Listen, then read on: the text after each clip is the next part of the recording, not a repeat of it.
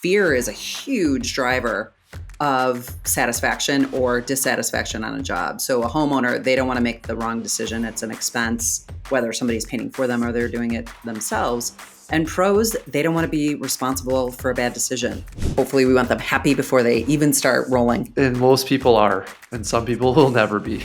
Those moments, I think a good pro shouldn't run away from and just say, I don't know, I don't pick color. You should figure it out on your own. I think as a professional, people look to their pros for guidance. Welcome to Price, Sell, Paint, the go-to podcast for painting contractors and sales professionals in the painting industry. Hosted by industry experts John Bryant and Michael Murray. This podcast is proudly powered by PaintScout, your partner in painting success. Hey everybody, welcome back to the Price Sell Paint podcast. I am John Bryant here today with Sue Wadden, and Michael Murray isn't able to join us. Too bad, because he's missing out on an awesome conversation here with Sue.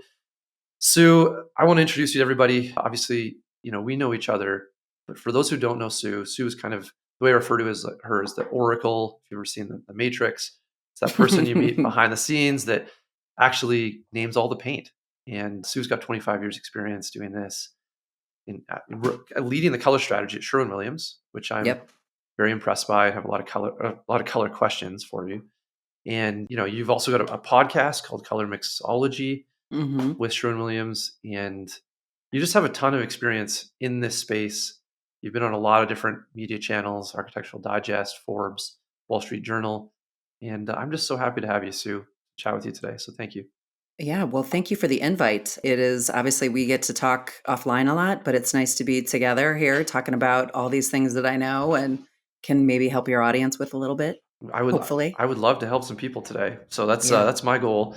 And like I said before the podcast, I mean, if you're listening today and you're looking to get some help in how to talk to customers about color, how to use that to your advantage in the process, this is going to be a great podcast, because I know that we can answer some questions for people that are about how to control that conversation and make it better. Because I think it's scary for a lot of people in our industry, and something a lot of contractors I know move away from because they get scared, and it's not a comfortable conversation. So is that what you've experienced, Sue, in your time? For sure. Yeah.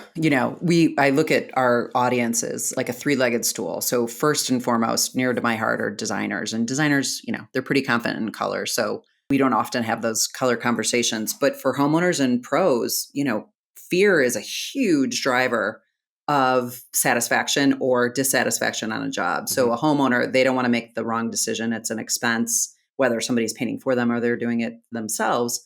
And pros, they don't want to be responsible for a bad decision.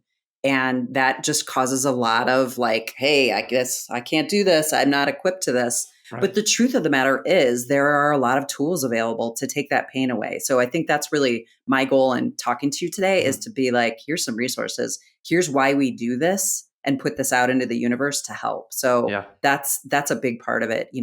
The decision can be made. Pros can talk about color, but like phone a friend. There's so many resources out there to help. Yeah, I think that's one thing, getting into the industry years and years ago, I didn't really realize is that there was these resources available for free that would benefit the customers and my ability to sell paint jobs. So I'm excited to get into all that stuff today, Sue. But before we do, how'd you get into this? And how have you held your job for 25 years? I feel like that's a job people really want. Well, it's crazy. So I like to affectionately say I tripped over this job, kind of. I was in art school. I was pursuing an interior design degree. And I, like you do when you're in college, you need internships. So I had worked at an exhibit design company one summer. I worked at a retail design firm one summer. That was great. And my final summer before I graduated, I got this job at Sherwin-Williams doing color marketing and design. And I was like, I don't even know what that is. What is that? And so very quickly found that this was like the perfect balance of design and business, which I loved. Like that really worked for me. And I graduated on Friday and started full-time on Monday at Sherwin-Williams. And this has been the job that I've had for my whole career, doing different things, of course, but it's an awesome company, an amazing product. And, I really believe in what I do. And I have such a unicorn job in this field that it's great. When you first started it, was someone else naming the color, or just paint had no Yes. color names? No. Okay. No. I mean, this is, we're a 160-year-old company. And so as far back as I can find, there were color names, Mm, in the, post-Victorian era, there were definitely color names. Maybe they didn't have a 1,500 colors in a color palette, right. but there was this idea that color marketing was important, Mm, that people have such an emotional connection to color. Naming that color is really helpful versus just a color code, just a numeric convention, right? That's almost like clinical, mhm. like the way to look at color. And color is so emotional. I mean, we could spend a whole podcast episode talking about that. So that was really clear to me. But the woman that hired me, her name was Linda Trent. She at the time had developed our brand new system. That was like 1998 when I started. And so it was fun to see like how color is developed and what is color marketing. And it's really like it's art and science coming together. So it's not just chemistry, it's not just product quality. It's really taking pigment, putting it in a bunch of chemistry and seeing what comes out, and then inspiring people to put that up on their walls. So that's really the marketing side of it. And that's really where it gets fun. Mm, But developing a color system is serious business, right? Like, what are the needs of the industry? What can the technology get you at the time? So, right. so ColorSnap is our current system. Do you want to hear about this? This is interesting Absolutely. to Yeah. Keep going. me. So, in 2000, let me take a step back. When I started, Color Answers was our system, and it was a two component system. It had an exterior color deck and an interior color deck. And the interior color deck, I don't know, it was like 600 colors maybe. They were kind of brighter, cleaner, more interior type colors. And the exterior palette was sort of dirtier, more neutral, earth driven kind of colors. And our pros loved them because they coated and covered in awesome application, but they were just kind of like darker, deeper, like less saturation. A lot of people would say they were too dirty. And then technology changed and innovation changed in pigments, that in 2000, we were able to offer a brighter, cleaner color system. So like Mm, much less undertones of like gray and like muddier tones, much cleaner, much brighter. We were like, this is going to be it. You can coat like a jewel toned paint color like green in one coat because the technology is so good. And then very quickly, we were all excited about it. We launched this new system, and we realized that you have to have both, because we got a lot of reaction that people didn't want those brighter, cleaner colors. mm. Just because the technology was available at the time, it didn't mean that that's what consumers wanted to buy. So then we added like additional palettes to like pull in the greatest hits of what was done, with there's those like other older colors. And I learned very quickly, like you have to cover all your bases when you offer a system. Mm. It can't just be one thing. It has to offer like the full gamut, which is a challenge. So a color system, like there's a lot of technology behind the manufacturing of the paint. So that gives you Sure. the options, like you're saying, to Yep. coat in different colors. When you go out to create a system, are you starting with the colors themselves, or are you starting with feelings, or like where do Yeah. you So start I tend to start visual, just because I'm an artist, like designer by background. Mhm. So I start with visual cues. So I would like, this is like, if you can visualize this, I would take a fan deck, deconstruct it, Mhm. pull all the parts, lay it out on a huge table, and then start to say, oh, I think that there's a visual gap between this and this. Mm. So maybe we need to add a row of color here, or maybe like from this blue to this blue, like we're missing some color space. So first it's like a visual identification. Now technology is so great that you can do that digitally. So I could feed all our color data into a software and say, help me find like the gaps in our palette. Where does our color space live? And you get like a 3-dimensional view, like a spherical view Mm. of color, of our color space. And then I could be like, well, listen, if we do a little more of this next time, we can fill that gap.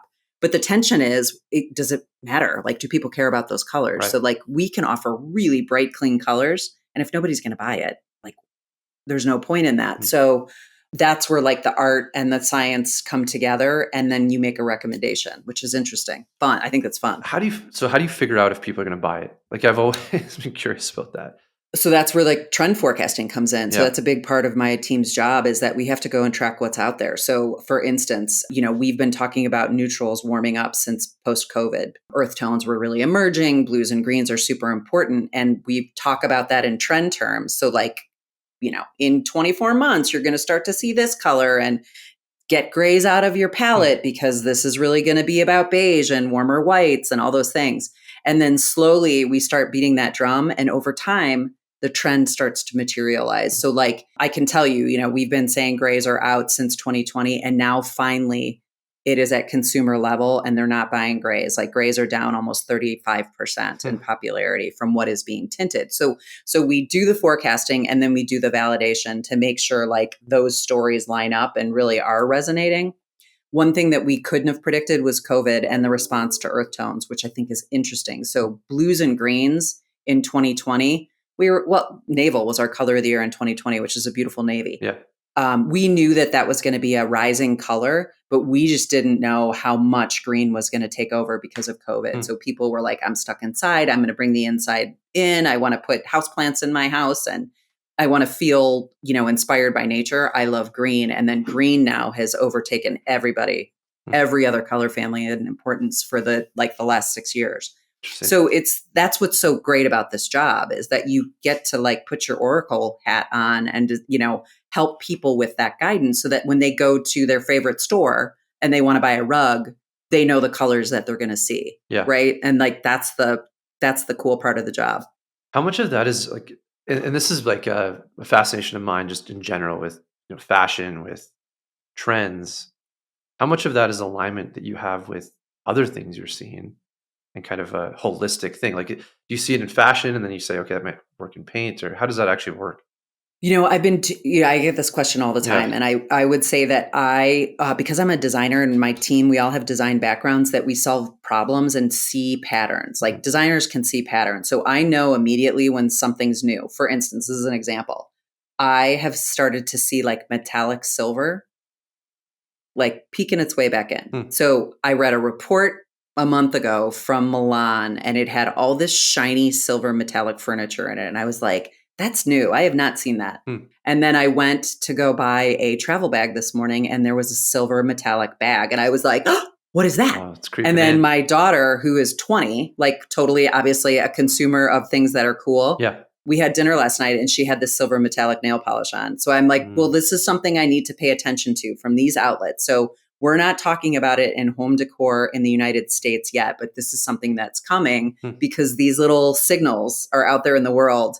And people like me, that's our job to pick up on those cues and then say for next year's trend report, I'll be like, hey, but everybody, we got to talk about this color. And this is maybe going to find its way into hardware for doors in the next 2 years. So that's the puzzle part of this job. That's really, really interesting. And also a challenge. Like you don't want to get it wrong because these are big indicators. So, it's funny. Like when you talk about the way you see the world, because I think, you talk to a painting contractor and they go into a friend's house and they're like, oh, bad paint job. And you probably go around the world being like, man, you are so out of date.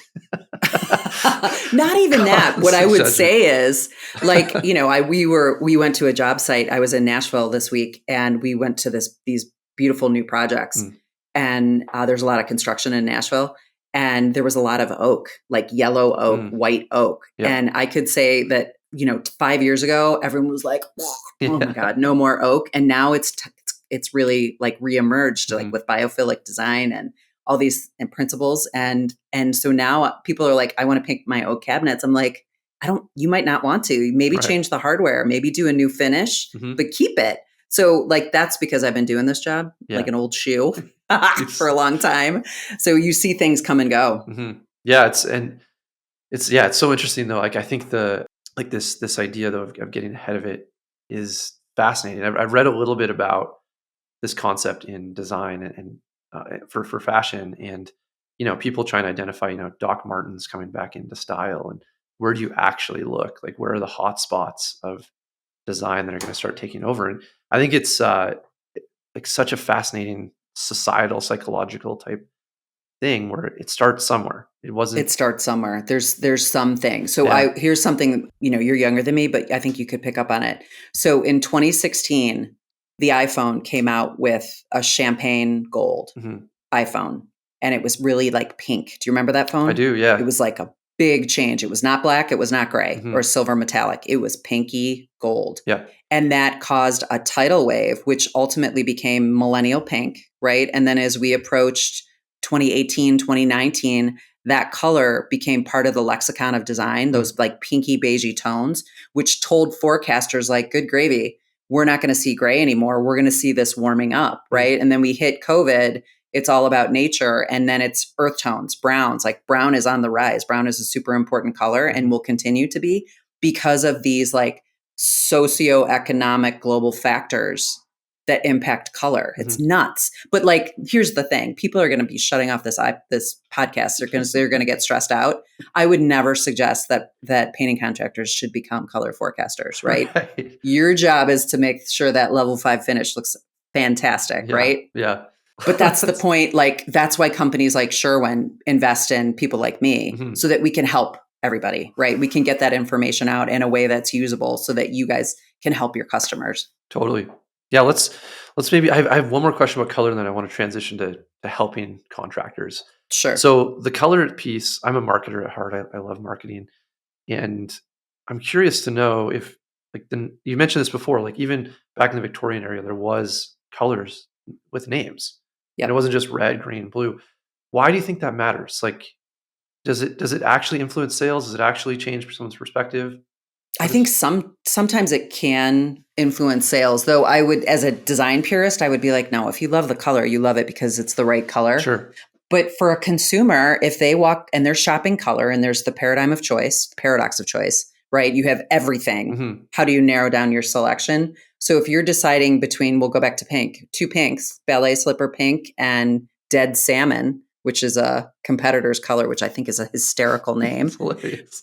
But it's like Dead Flat it's a British company that everybody knows. That's a fancy paint. Yeah. For them, in that cultural association, it means like flat salmon. Right. But here in the States, that's like dead animal color animal on your wall.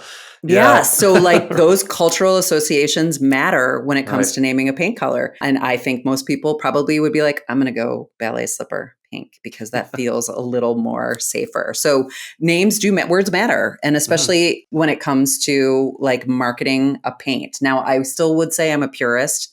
If it's the right color, you should bring the right color in, right? It's not like we're naming our walls for when our company comes over, right? People are like, oh my gosh, this looks beautiful. I love this color. What is this? Oh, it's Soji white. Isn't it a gorgeous white? You know what I mean? So there is a bit of that though. And I think it's a good segue into the contractor, how we speak to customers as contractors. And that's that, I feel in my experiences, showing this to be correct for me, maybe you disagree, but it's that color is the whole reason customers are doing this stuff. Yep. Like essentially, I've always thought we just apply color glue to walls, and if it protects, great. That's a great secondary feature. But I just am looking to refresh, reinvigorate, whatever those words are. And so color is so important in the process. And I think something that as contractors we lean away from. I'd like to know what advice you give contractors as they start talking about the fact that this is the reason, their customers doing it and what they should be doing. So a lot of times there's like trigger moments. I know this. I'm a mom. I have 2 kids. I've been, raising my kids along the way with my career doing this thing. There's moments like when babies are born, there's nurseries. When they go to elementary school, they're big kids now. They want to change. When you move to a new home, when you're an empty nester, I'm recently an empty nester. Like there are trigger moments why people want to change or freshen up their space. So it's a great opportunity to like, from a marketing perspective with pros, like remind people, right, of these moments. August is a perfect time for a trigger moment for repainting. People are sending their kids back to school and they're trying to prep before the holidays. And if you start thinking about painting in November, here in the US, we have Thanksgiving. What is it? Canada Day is October. Is that right? Canada is July, but it's July. But what's in October? Thanksgiving is in October. Yeah. Yes. So like you don't want to take apart your dining room in October or November to get ready for a holiday. You want to do that in August. So like those moments, even though it seems silly, those are great times to start talking to people about repainting. Is it, everyone knows like you're preparing your house to sell, you want to repaint it. And I think at that point, the color conversation is off the table. Or is it just contractors get notified, they're going to bid a job, you go into someone's home. What do you like? How do you help people solve that problem? White is our top selling paint color for 160 years for a reason. Mhm. When people don't know what to do, they default to white. Yeah. This dining room that you're sitting in, it was a deep evergreen, and I just needed a palette cleanse. So I just painted it this color, and I'm sure in 6 months I'll be painting it something else. Like I needed to kind of make a change. Mhm. But those moments, I think a good pro shouldn't run away from and just say, I don't know, I don't pick color. You should figure it out on your own. Mhm. I think as a professional, people look to their pros for guidance. Undertone, light levels, your region, what's going to cover, maybe I want the brightest, cleanest white possible. But at a certain light reflectance value, you're not going to get good coverage. So maybe it's going to require a couple coats. Like maybe people don't want to pay for that. Mhm. There's just so much knowledge that a pro has that I think you don't be afraid to share that knowledge with a homeowner. Does that make sense? Absolutely. I mean, do you think it plays into winning more jobs? I think so. Yeah. I think so. Wouldn't if I'm going to hire a pro, I'm going to want to partner with somebody that gives me their expert insight, gives me great recommendations versus somebody that's like, I don't know, lady, like, what do you want? Yeah. Of course you want value. There is value associated with that expertise. For sure. Yeah, I agree wholeheartedly. Like the discussion often is as a pro, I think people want to know about painting. Like, let me tell you about all the things I know about painting. But once you flip the switch and have painting done for you, you realize that actually your pain points are a lot different than what the pro thinks. And so Completely. when you don't think about color as a main driver for the decision, you're leaving yourself at a major disadvantage. Yep. And Yep. you can tell them all about the specs of the paint, the names of the paint, the sheen of the paint. And the customer is going to be like, I don't know about any of this stuff. Sure, whatever. Yeah, But whatever you think. whatever you Professional. think. You tell me. Yeah. You tell me. And then they're like, let's talk about my problems, which are color. And you're like, I don't know anything.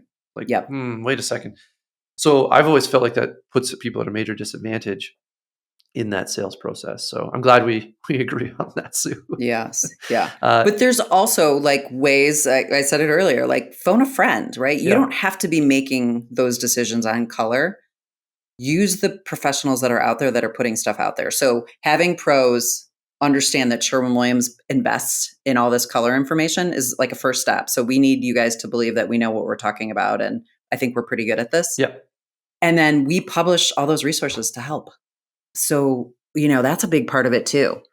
So let's talk about that. So there's all these resources, top 3 that you feel like every contractor should know from Sherwin-Williams. So definitely our website is an awesome tool, or our app. I told you I was going to pull it up. Yeah. We launched a new app. You can't really see it. It's called Color Expert. Okay. And it's available on obviously in the Apple Store. I think for Samsung too, for all devices. And it's an awesome color. It's super easy. So it was developed for homeowners to like help navigate the color selection process. But it also has our popular colors, our top picks by color family. Anytime we launch a trend palette, our color of the year, it's all archived on the app. So it's awesome. Like if I were a pro, I would be like, this would be part of my pre-call planning to bid a job. So I would say, hey, homeowner, that Sherwin-Williams has this great tool. Download it, play around with color, see what you like, make a little palette, and then we can talk about it when I come to bid the job. Like it's a really, really good resource. And homeowners can order color chips through the app, and they're free, and they'll show up in a couple days. So like that whole like play phase of color, a homeowner can do before you even show up to bid a job, which I think is really, really helpful. I love that you're doing that beforehand. Like that really sets the tone for what's happening. So completely, that's a new thought process for me. I love that. Yeah. So like get them, trust me, they're already on Pinterest. They're already playing around. They're already going into stores. They're grabbing swatches for the most part. I think people have an idea about color. So helping them narrow that funnel down from everything to the couple, like 6 or 7 hues that they really like is really important. And the app can help with that.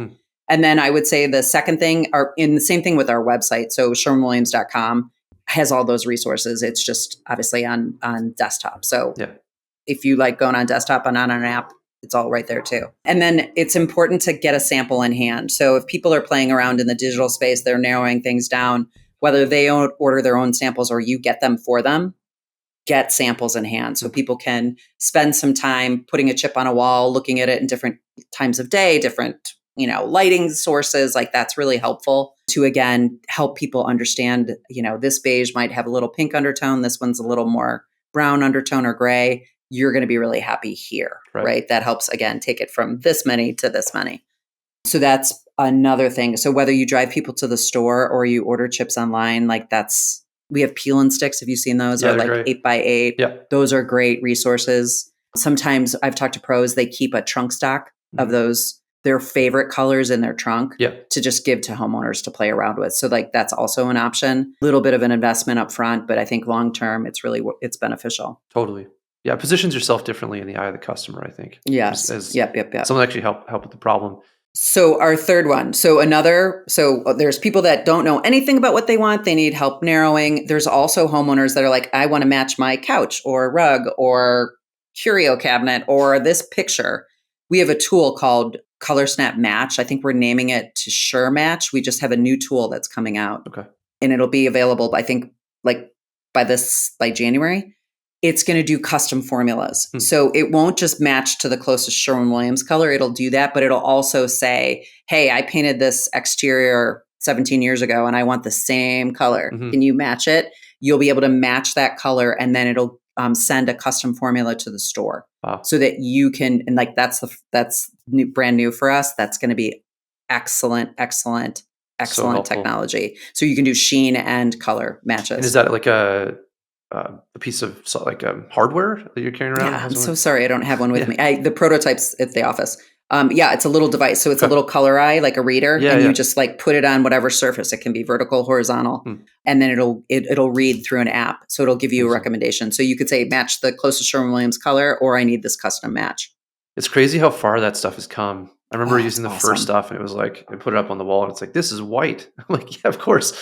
Like this is blue. And like, I didn't see how it would get better. And now I've seen the new stuff and I'm like, wow, this is actually really, really helpful and good. It's really helpful and cool. And we test them all the time. Like we have like secret testings. Like, is it really that good? And it's really that good. That's awesome. So people should know that. I'm excited about this one. So helpful. So one of the questions I have with all of this stuff is, you're a contractor, you're a pro, you're going out and talking with your customers and you can give them all these resources. Is there a way for the pro to get educated on like a little bit of this stuff? Like how do you recommend that? So I would say, again, just play around with our app. I do love our app because it's so easy. So on there, it'll say expert picks. Those are my colors. So like by color family. And I give you information on like top reds, blues, greens. There's just the things that I know are excellent colors. Our top 50 colors, we publish those every year based on like our analysis and tracking. So like get familiar with those. You can find top trim colors, top cabinet colors, top whites, top blue, like all that information is ready to go. So even if you just want to have like 10 colors to offer a homeowner, it at least can be the insights that you can share in real time, right? As you're bidding a job. You're certainly pros. I love this. I find this fascinating that pros love our color trend forecast. So it's developed for designers, but we get a lot of pros interested in that conversation because they want to know directionally what's coming. Yeah. So like, for instance, color drenching. Do you know what that term is? I do. You do. But I can explain it. So let's let you explain it, Sue. So picture a room. The ceiling, the crown molding, the walls, the trim are all one color. Right. They're the same color. And so maybe it's urbane bronze. We'll go with that. That's where it's called color drenching. So it's really a designer movement that homeowners love. So you look at maybe my living room would be color drenched. It would have that color all the way through the way. And it's beautiful. But again, if pros weren't paying attention to trends and a homeowner said, can you paint every single surface in my living room burgundy? They'd be like, are you crazy? But so like recognizing that that's kind of a movement in design is important because then a pro can show up and be like, I do that all the time. I just did that at Mrs. Havisham's house and it looked great. And I'm your guy or I'm your person, So I think staying on top of the trends is really helpful. You don't have to be an expert, but have some awareness. That's amazing. So in that discussion with customers, like you go from handing over some stuff, like here's some swatches, take a look, you do your thing. Is there anything you recommend to help them guide the conversation? Like, is that section of like, here's some top picks, maybe take a look at those, or what color is your couch? You want to match that. Is there anything else that you think is helpful there?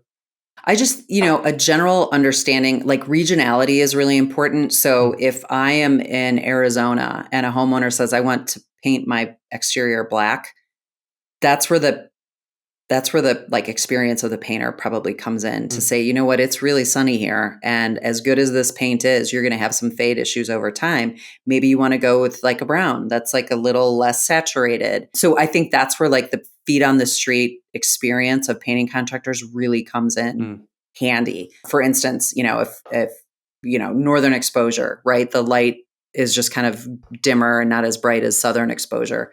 Maybe a homeowner, if they want to go with a black, they're not going to be as happy because that room is going to look really dark. So like, again, those are, that's a little more nuanced than maybe most people do. But I think some understanding of like basic principles of color specification helps. Yeah. Like I think we've got some training for pros, like how to talk color, like Color 101. Okay. Resources like that can be super helpful. Just like a basic knowledge, right? You don't have to quit your day job and go into color specification, but generally it helps. So you paint the room darker color, the room looks bigger or smaller? Smaller. Smaller. So it recedes. Yeah, so it recedes. Yeah. You paint it lighter, brighter. Painting the ceiling darker makes it feel can lower. Bring it down a little bit. Yeah. So stuff like that has been really helpful over the years in talking with customers of ours, just about how this is going to impact their life. Because I think the color drenching thing has been interesting because sometimes we've done it and they're like, man, the room feels so tiny now. Well, yeah, because everything's now like a dark blue. Yeah, well, and it's not reflecting any light; it's absorbing. Exactly. Yeah. So that kind of stuff. Sometimes you live and you learn, and I always wish that I learned more earlier on, so I didn't have to learn so much as I lived. But so that's really helpful. So color education 101. That's just on the Sherwin-Williams website. Is that right? Yep. Yeah. For pros. Yes. Okay. I mean, if your audience is there, they use AI yet, there's some great ways to just search some generalized color information, like tools and tricks, search that way. Yeah. But we certainly have all those resources on Sherwin.com. In fact, we have a contractor page it's called Pro Color Tools. And again, we can put these in your show notes. Perfect. Yeah. That's awesome. And all these tools are like on one landing page. So you can see all the resources available to help. Amazing. Again, phone a friend. You don't have to make these decisions on your own. And like I said earlier, I mean, it took me way too long to learn about this stuff. And so don't be me if you're listening. Go and check this out today and be proactive about it, because truly, this is the reason why we're in business, I think, as pros. I mean, there's obviously some other nuances to it, but color, what do you say, 1,500 colors? Is that what's in the Sherwin-Williams palette? Yeah, it's 1,794 to be exact. And growing. Yes. Like that's a lot of colors. So, I mean, I also wanted to ask today just about decision fatigue, because I think it's a big part of the homeowner experience.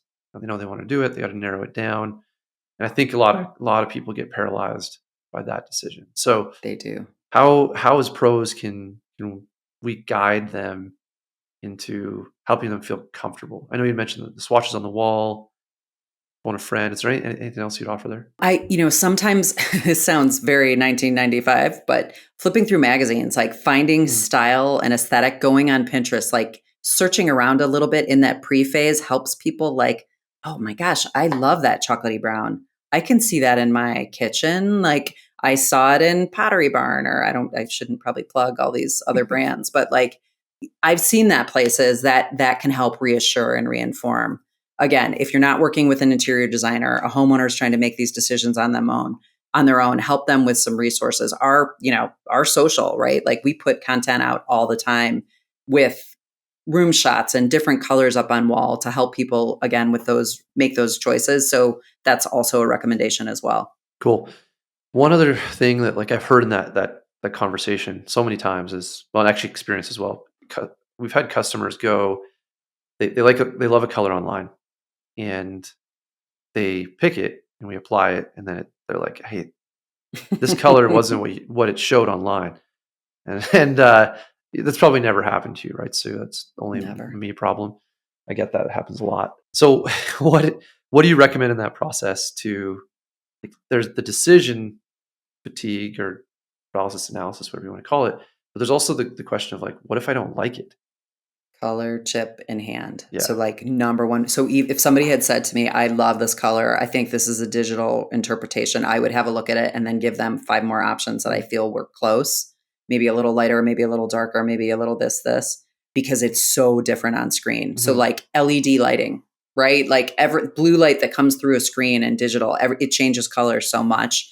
Yeah. So having a physical color chip in hand is really, really the best defense from people making a bad choice, or a wet sample if people want to see, a wet sample painted out. Yeah, that's been, I think, the most fail-safe approach is actually getting a wet sample on the wall. Yeah, or on the surface, whatever it's going to be. Yeah. The chips, I mean, are they pretty standardized these days? Like, and they're good, because I know it used to be a problem in the past. Yeah, I mean, it's paint on paper. So our peel and sticks are actual paint on paper, which is great. The company we work with has this curing process that's super slick. And so, that is like a perfect delta. But even our color chips, which is it's a lacquer, so it mimics paint. But like we read those, and the delta difference from formula to that color is like nobody but a computer could probably see the difference. Gotcha. If there even is one, it's really, I mean, that's how I choose color, right? If I'm doing it, it's pretty, people should feel pretty good about it. Sometimes there's instances where people want to see percentages of colors. So maybe they want a charcoal, but the one that we have in our color chip library is too dark. They want it 10% lighter. That's a custom formula that can also be appropriate, but at the store level, they would have to make that formula and then do a drawdown. So they mix it up, tint it, make a custom color chip called a drawdown. Yeah. And then that's what people take home to make the decision. So obviously that's not the easiest thing to do. That's a couple more steps. So we usually think, people hopefully like our colors and go with something that we have available. Yeah, I love it. There was at one point in my life where we did a paint job for somebody, and then they said it was only 95% accurate to the color. And it was the craziest moment in my life where I was like, I don't even know what to tell you. I know. It's just, is that a thing? Like, I mean, when someone's like, this is 95%, we bring in, a rep, and they're like, couldn't tell you. And the person's like, I'm not paying my bill. You're like, wow, it's what is horribly frustrating. What is so this?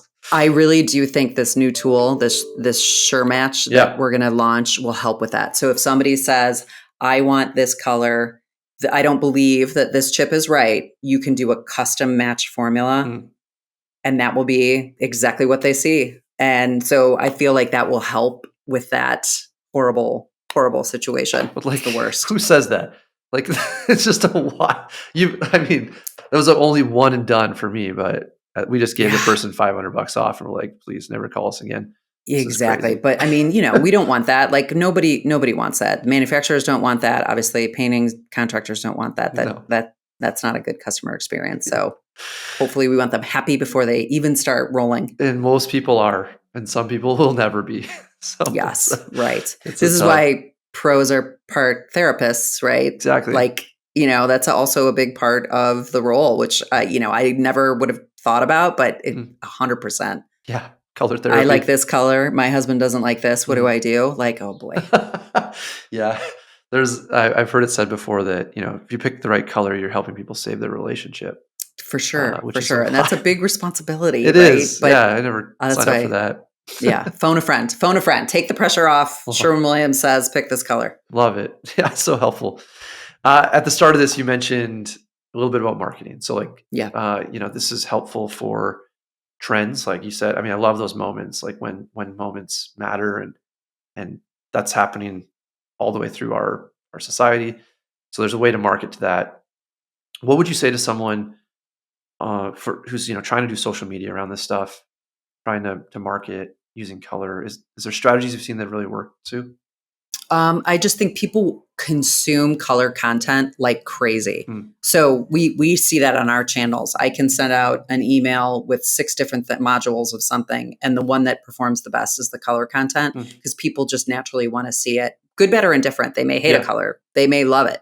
So I would say if you've got gorgeous rooms, ask the homeowner if you can snap a picture and post it on your channels. Like, there is no better validation for new customers than seeing color up on walls or application on wall. Yeah. I think that's very, very powerful. So I would encourage people to do that.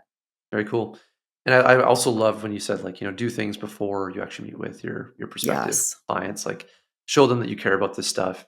Use this as an opportunity to speak their language. I think the pre-sale stuff is just as valuable as any marketing piece you can send. So Yeah, definitely. And, there are circumstances where you're just not going to get a color message across. You need help. You can't call Sue Wadden because I couldn't do that. That'd be too hard. But we have a virtual consultation process. So we have professionals on staff where they can set up time with homeowners and help with a professional consultation. So sometimes it just gets to that point where the digital is not enough, the sample conversation is not enough. People just really want to be held a little bit more and to make the decision. So that's always an option too, which again, all those resources are available on how to connect with our color tools. Love it. Through the app, everything. Love it, Sue. One last question. I know everyone listening is curious to know, but when is Beige coming back?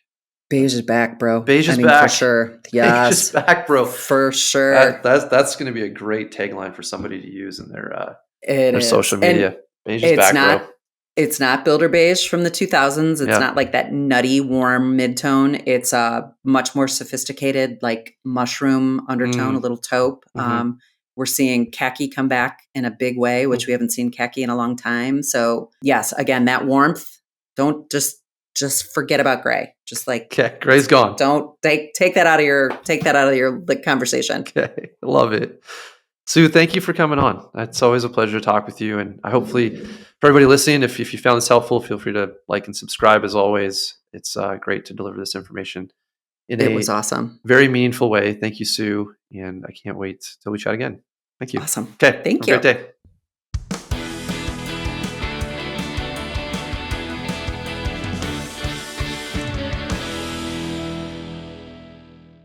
This podcast is proudly powered by PaintScout, your partner in painting success.